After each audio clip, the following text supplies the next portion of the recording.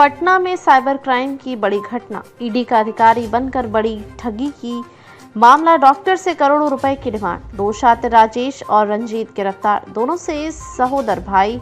2 मई को ईओयू में केस हुई थी दर्ज। इसके पहले भी कई अधिकारियों को लगा चुके हैं चूना। राजधानी पटना में अजीबोगरीब मामले का बिहार ईओयू आर्थिक अपराध इकाई बिहार पटना राज्य में आर्थिक एवं साइबर अपराधों के उन्मूलन, संगठित अपराध पर प्रभावी नियंत्रण हेतु राज्य स्तरीय नोडल एजेंसी है एवं इस दिशा में प्रभावी कार्रवाई हेतु दृढ़ संकल्पित है। खुद को कभी निजी चैनल के पत्रकार तो कभी ईडी अधिकारी बनकर 2 लाख रुपए की मांग कर रहे थे। इसी क्रम में दिनांक 2/5/2025 को सगुना मोड़ पटना स्थित एक अस्पताल के चिकित्सक द्वारा इकाई को सूचित किया गया कि अज्ञात अपराध कर्मियों द्वारा उनके मोबाइल नंबर पर स्वयं को भारतीय प्रशासनिक सेवा से सेवानिवृत्त कमिश्नर बताकर तथा प्रवर्तन निदेशालय ईडी की कार्रवाई का भय दिखाकर प्रवर्तन निदेशालय ईडी से मैनेज करने के नाम पर 2 लाख रुपए की मांग की जा रही है। प्राप्त सूचना के आलोक में आर्थिक अपराध थाना में कांड दर्ज कर अनुसंधान प्रारंभ किया गया। यह जानकारी ईओयू डीआईजी पुलिस उप महानिरीक्षक संजय सिंह ने प्रेस वार्ता कर जानकारी दी। अनुसंधान के क्रम में कल दिनांक 2/5/2025 को कुल 2 अपराध कर्मियों के इस कांड में संलिप्तता पाते हुए विधिवत गिरफ्तार किया गया है। उनके मोबाइल में सेवानिवृत्त कमिश्नर कारूराम के नाम से बनाया गया फर्जी व्हाट्सएप अकाउंट पाया गया, जिसमें कई लोगों से भयादोहन करने का प्रमाण पाया गया है। कांड के अनुसंधान में यह पता किया जा रहा है कि इन अपराध कर्मियों के द्वारा और किन किन व्यक्तियों के साथ उपरोक्त अपराध शैली से भयादोहन किया गया है, साथ ही भयादोहन के पश्चात किन किन खातों के माध्यम से पैसे की वसूली की गई है। गिरफ्तार हुए अपराधियों का आपराधिक इतिहास में भी दानापुर थाना में इनके खिलाफ कांड भी दर्ज है और कई आपराधिक इतिहास खंगाला जा रहा है। वहीं 4 से होने वाली नीट पेपर एग्जाम को लेकर आर्थिक अपराध इकाई ने जारी किया एडवाइजरी। साइबर अपराधियों, असामाजिक तत्वों द्वारा 4 मई 2025 को होने वाले नीट की परीक्षा के संबंध में अफवाह फैलाने की जताई आशंका। फर्जी फोन कॉल अथवा विभिन्न सोशल मीडिया जैसे Facebook, Instagram, Telegram, WhatsApp, Twitter एवं अन्य डिजिटल माध्यमों पर का दुरुपयोग कर अभ्यर्थियों के बीच परीक्षा से संबंधित गलत अफवाह, भ्रम फैलाने की जताई आशंका। परीक्षा को लेकर समस्या उत्पन्न होने की जताई आशंका। साइबर अपराधियों और असामाजिक तत्वों द्वारा परीक्षा के प्रश्न पत्र, उत्तर पत्र उपलब्ध कराने के नाम पर लोगों से पैसे की ठगी करने के प्रयास की भी जताई आशंका। इसी कड़ी में आगामी नीट परीक्षा से संबंधित साइबर सुरक्षा के मामलों पर कई बिंदुओं को ध्यान में रखते हुए सावधानी बरतने की आवश्यकता है। नीट परीक्षा से संबंधित प्रश्न पत्र, उत्तर पत्र उपलब्ध कराने जैसे किसी भी व्यक्ति परीक्षार्थी को फर्जी कॉल अथवा सोशल मीडिया मेल पर ऐसे मैसेज आए और पैसे की मांग करे, सतर्क हो जाएं और इसकी सूचना तुरंत नजदीकी थाना साइबर थाना में दे।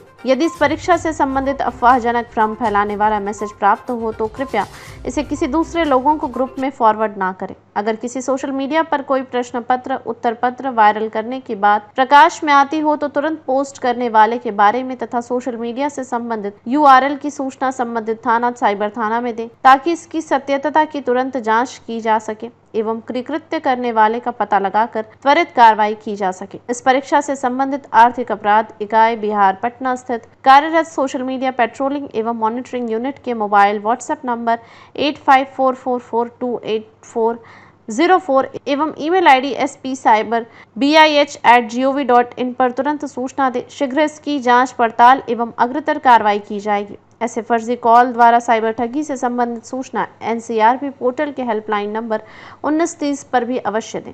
25 को आर्थिक अपराध इकाई में एक सूचना प्राप्त हुई कि सगुना मोड़ पर एक नामी हॉस्पिटल है जिसके एक प्रसिद्ध चिकित्सक हैं, उनसे कोई व्यक्ति कारूराम अपने आप को आईएएस ऑफिसर बता करके, एक्साइज ऑफिसर बता करके और उसमें ईडी का पदाधिकारी से ये कहकर रंगदारी की मांग कर रहा था। जब ये सूचना यहाँ पर प्राप्त हुई तो यहाँ पर टीम गठित हुआ और उसके मोबाइल नंबर को सर्विलेंस कर दिया गया और उस पर हम लोग लगातार काम कर रहे थे। तो हमारे एडीजी सर को कल सूचना प्राप्त हुई जो अपराधकर्मी इसमें संलिप्त थे उसके बारे में, तो एक टीम को गठित कर उन दोनों को गिरफ्तार कराया गया। तो दोनों आपस में भाई हैं। उनका नाम है रंजीत कुमार और संजीत कुमार। पिता साधु सिन्हा सुल्तानपुर दानापुर के रहने वाले हैं। तो इनके पास से 3 मोबाइल बरामद हुआ, 2 कीपैड मोबाइल है, एक स्मार्ट मोबाइल है।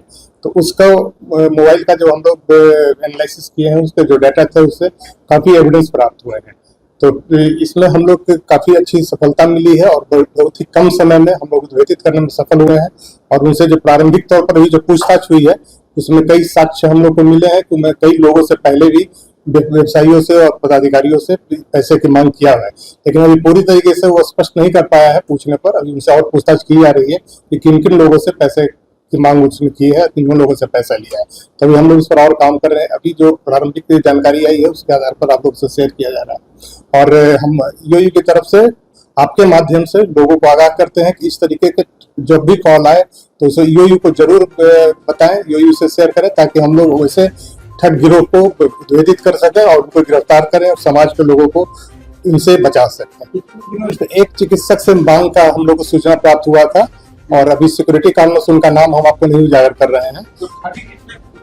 ठगी अभी नहीं की गई, अभी तो वो प्रयास ही कर रहा था कि इसमें पकड़ा गया है। कितने का डिमांड हुआ था? वो करोड़ों में था अभी। हाँ, अभी ईडी कर बता के कहता था कि हम ईडी से आपको बहुत पैसा कमा चुके हैं और ईडी की कार्रवाई आप पर होने वाली है, हमको जानकारी है और हम आपको ईडी से बचा लेंगे। तो इसमें कभी वो अपने पीए से बात कराता था, तो जो दोनों भाई थे, एक कारूराम बन जाता था और एक उसका पीए बन जाता था। तो पीए से कहता था बात करने, तो कारूराम का जो पीए था वो उसका दूसरा भाई बन जाता, तो वो बात करता था। तो इस तरीके से 18 अप्रैल से ही ये घटना चल रही थी, और इसके संबंध में 2 मई को ईओयू में कांड 8/25 दर्ज किया गया है, और दर्ज करके हम लोगों ने इनकी गिरफ्तारी सुनिश्चित की है, और इस पे आगे भी पूछताछ अभी की जा रही है, और उम्मीद है कि और तथ्य प्रकाश में आएंगे तो फिर आपसे शेयर करेंगे। जाली कार्ड ये अपने आप को कहता है कि हम कोई मैगजीन है उसके संपादक से जुड़े हुए हैं, तो पत्रकारिता के नाम पर पत्रकार लोगों को भी धोखा देने का प्रयास इसके द्वारा किया जा रहा था।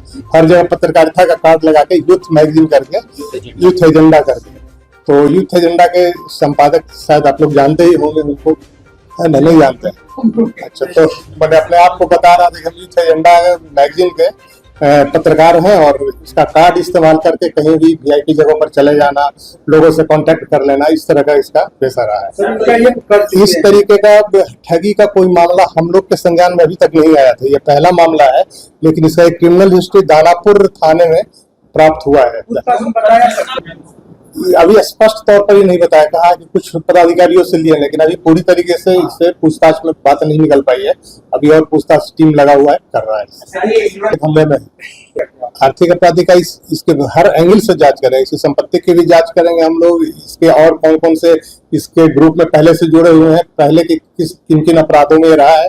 अभी तो प्रारंभिक जानकारी के आधार पर हम लोग ने इतनी पूछताछ में बात निकली है, लेकिन और डिटेल इससे पूछताछ की गई।